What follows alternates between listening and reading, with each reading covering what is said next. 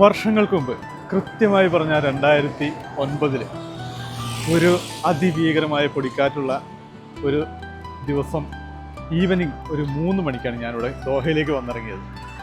അന്ന് ഞാൻ കരുതില്ല കേട്ടോ, ഇത്രയ്ക്കും സുരക്ഷിതത്വമുള്ള ഇത്രയും മനോഹരമായ രാജ്യത്തേക്കാണ് വന്നിറങ്ങുന്നത്. 2009 ഖത്തർ ഇത്രയും വികസിച്ചിട്ടൊന്നുമില്ല. പക്ഷെ എന്നാലും അന്നും ഇവിടുത്തെ ആളുകളും ഇവിടുത്തെ റോഡുകളും ഇവിടുത്തെ ഇൻഫ്രാസ്ട്രക്ചറും ഒക്കെ നമ്മളെ വിസ്മയിപ്പിച്ചിട്ട് തന്നെയുള്ളൂ. ഇന്നും ഇവിടെ നിന്ന് തിരിച്ചു പോയാലും വീണ്ടും വീണ്ടും ഇങ്ങോട്ട് വിളിക്കുന്ന എന്തൊക്കെയോ ഉണ്ട് ഖത്തറിൽ.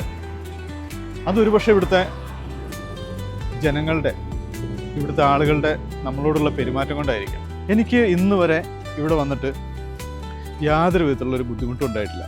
അത് നമ്മുടെ കൊളീഗ്സിൽ നിന്നായാലും ഇവിടുത്തെ നേറ്റീവായിട്ടുള്ള ജനങ്ങളിൽ നിന്നായാലും എന്തുകൊണ്ടും നല്ലൊരു രാജ്യം തന്നെയാണ്. ഇപ്പം ഞാൻ ഈ രാത്രിയിൽ ഇങ്ങനെ ഇറങ്ങി നടക്കുമ്പോൾ നമുക്ക് നമ്മുടെ സ്വന്തം നാട് പോലെ തന്നെയാണ് തോന്നുന്നത്. നമുക്ക് വേണ്ടി ഇവിടെ എന്തെല്ലാം സംഭവങ്ങളാണ് ഉണ്ടാക്കിയിട്ടിരിക്കുന്നത്.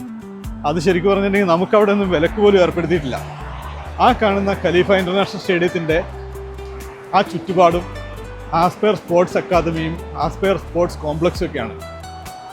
എല്ലാം പബ്ലിക്കിന് വേണ്ടി തുറന്നിട്ടിരിക്കുക. അതുപോലെ ഇവിടുത്തെ റോഡുകൾ എപ്പോൾ വേണമെങ്കിലും എങ്ങോട്ട് വേണമെങ്കിലും പോവാം. ടോളില്ല, എല്ലാം ഫ്രീ. ഖത്തർ സ്വർഗമാണെന്ന് പറയാൻ ഇതൊക്കെ തന്നെയാണ് മക്കളെ കാരണം. ഇനിയിപ്പോൾ വേറെ എവിടേക്കെങ്കിലും വാന്നൊന്നും പറഞ്ഞ് വിളിക്കണ്ട, ഖത്തറിൽ നിന്ന് ഞങ്ങൾ എങ്ങോട്ടും വരില്ല.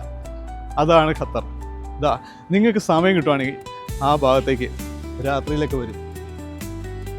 അവിടെ കിലോമീറ്ററുകളോളം നമുക്ക് നടക്കാം. അതിമനോഹരമായ കാഴ്ചകളും. ഇനിയിപ്പോൾ ക്ലൈമറ്റ് കൂടി മാറി, ശരിക്കും സ്വർഗ്ഗതുല്യം. ബൈ ബൈ, വീണ്ടും കാണാം വീഡിയോയിൽ.